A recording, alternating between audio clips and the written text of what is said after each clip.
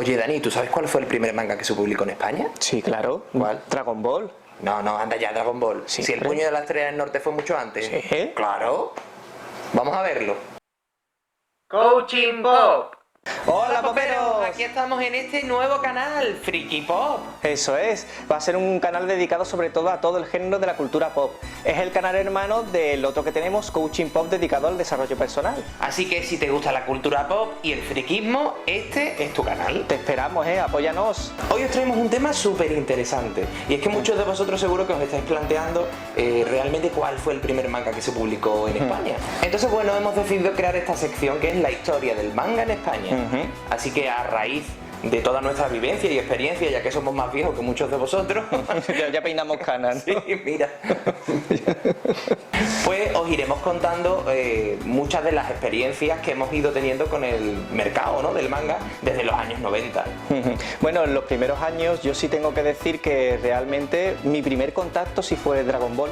Pero es verdad que mucho antes de eso ya se estaban publicando mangas aquí en España. Digamos que Dragon Ball fue lo que abrió la veda con el término manga. Yo recuerdo que cuando compramos la serie blanca en el año 92, recuerdo que al final de muchos de los números empezaron a venir publicidades de otras colecciones. Y ahí es donde descubrí lo que era el cómic manga. Y precisamente el primer anuncio que yo vi fue El puño de la estrella del norte. Entonces, una vez que me enganché a Dragon Ball, pues decidí investigar qué era eso del manga. Claro, porque realmente es verdad que ya conocíamos el manga de antes en cuanto a anime, porque en televisión se echaban muchas series, pero no la calificábamos como anime, sino simplemente pues series de dibujos que nos gustaban. Vamos, que veíamos la serie pero no teníamos ni puta idea de que eso se llamaba manga ni anime. Veíamos, como se le llamaba muchas veces, los dibujitos de los chinos. Claro.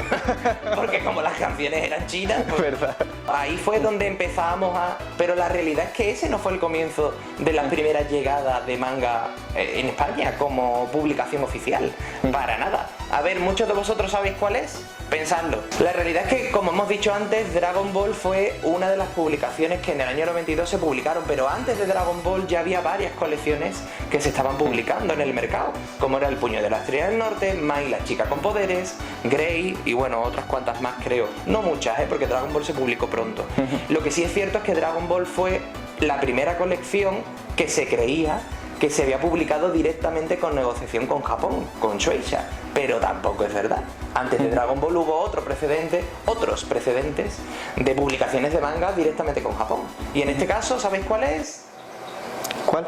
Pues la serie que realmente llegó y desembarcó en España a través de un contacto directo con una editorial fue Candy Candy, allá por los años 70. Wow. Sí, allá hace un montón de tiempo. Que conste que nosotros no habíamos nacido. No, ¿vale? Somos viejos, pero no tanto. Eso queda bien.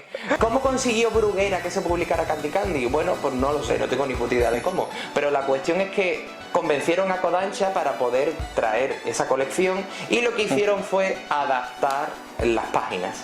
Candy Candy es un shoujo manga, tiene muchas escenas muy abstractas y Bruguera lo que hizo fue componer cada viñeta y darle una forma más afín a lo que conocíamos aquí en España como cómic. Y también otra característica, aparte de que estaba evidentemente occidentalizado, tenía el efecto espejo que se le suele denominar, pues también otro factor claro era el hecho de que lo colorearon, porque los cómics aquí no se concebían en blanco y negro en esa época de los 70, era como el boom ya del colorido, ¿no?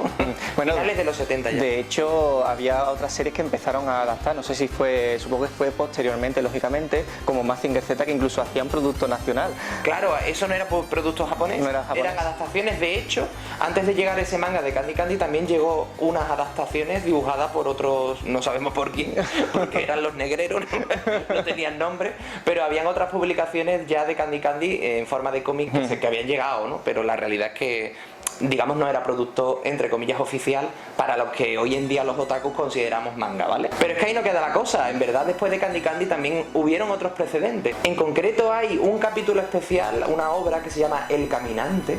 Sí, El Caminante de Jiro Taniguchi. Bueno, pues ese manga, esa historia autoconclusiva fue serializada en una revista que se llamaba El Víbora, de cómic europeo principalmente, y la realidad es que consiguieron publicar esa obra de forma serializada entre sus páginas, al estilo, digamos, publicación semanal, ¿vale? Sí. Solo que era mensual. Y también hubieron otros pequeños historias cortas one shot así cortitos que se iban publicando de otros autores. La verdad es que no tengo referencia de todos ellos y tampoco me voy a poner a buscar en Google. Quien le interese que lo busque, ¿vale? Yo tengo que decir personalmente que yo toda esa historia, aunque sí que es verdad que yo ya tenía cierta edad en algunas de ellas, yo era completamente desconocedor de todas ellas. Vamos, para mí. Ahora. Sí, vamos, un poquito más o menos, vamos. Porque para mí el referente siempre fue Dragon Ball al principio y recuerdo que la serie o sea, el manga del Puño de la Estrella del Norte que se publicó en esos primeros años llegó a mis manos, pero años después, cuando ya fui investigando un poquito más sobre lo que era el manga y las series japonesas en sí, ¿no? Entonces, bueno, en esta sección como capítulo primero hemos decidido hablar de cuál fue esas primeras publicaciones, cuáles fueron esas primeras publicaciones que llegaron a España, porque es muy interesante ver que el origen que dio y pie, digamos, a que a día de hoy tengamos todo lo que tenemos, realmente fueron muy complicados y muy diferentes a los que se conocen. Porque en aquel momento Japón, pensad, sin internet, un país que además no se conocía muchísimo, se veía como en la quinta puñeta, ¿no? La realidad es que negociar con ese país en aquel instante era totalmente algo que se veía como inconcebible o muy difícil de. Sí. Y más para una empresa que no se focalizaba en el cómic japonés. Claro, de hecho incluso los japoneses permitían jugar un poco con las ediciones, bueno, jugar completamente, ¿no? De hecho los formatos eran de los más variopintos, había de todo, ¿no? ¿Por qué? Porque lo que querían era en primer lugar que desembarcase el manga en esos países occidentales, pero ya después sí que se han vuelto muchísimo más estrictos a la hora de las formas de publicación y sobre todo lo que quieren es que se respete el material original, ¿no? Yo recuerdo una de las veces hablando con uno de los encargados de Kodansha que nos decía precisamente que en aquel momento para ellos también era como una alegría que se fijaran en el producto de ellos, ¿no? Nacional de ellos, de Japón.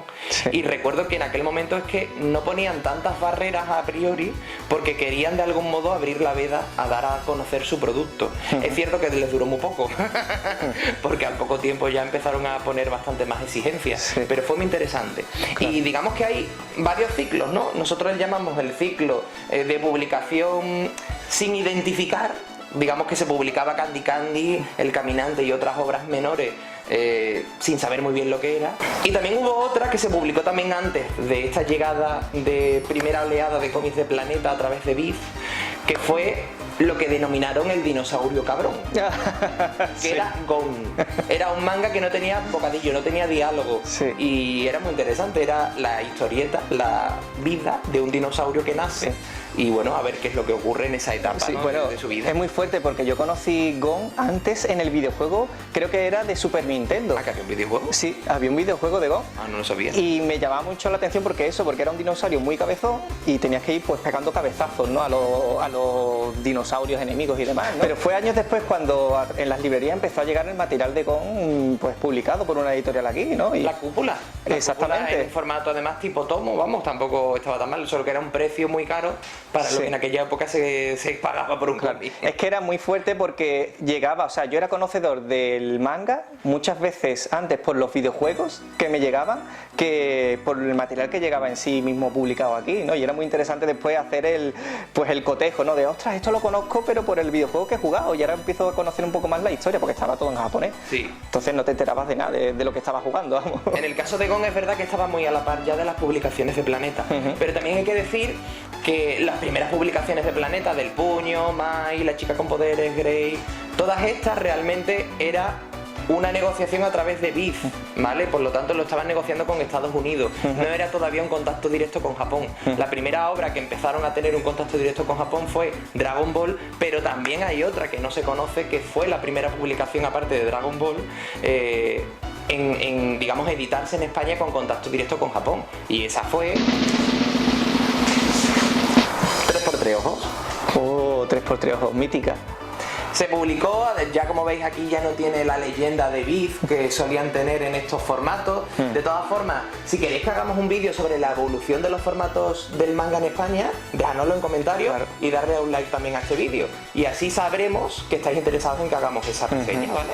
Entonces, bueno, esta obra realmente fue el primer contacto de Planeta con Kodansha.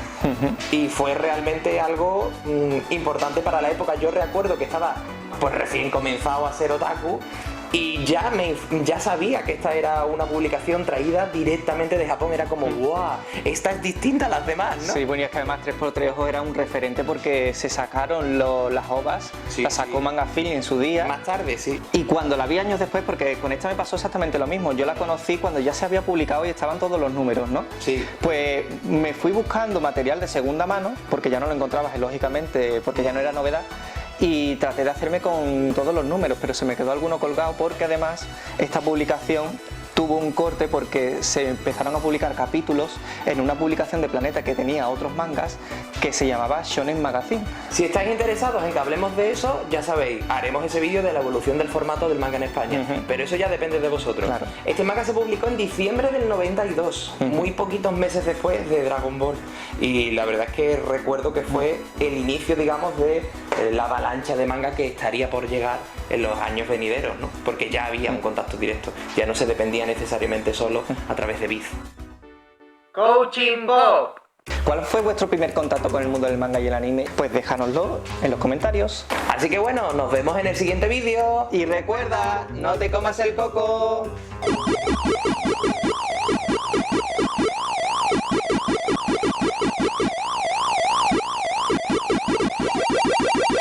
Hola, poperos. ¿Qué tal? Aquí estamos en el primer vídeo de tu nuevo canal. Pues pero no grites tanto, me va a dejar sordo, coño. Sí. Exagerado.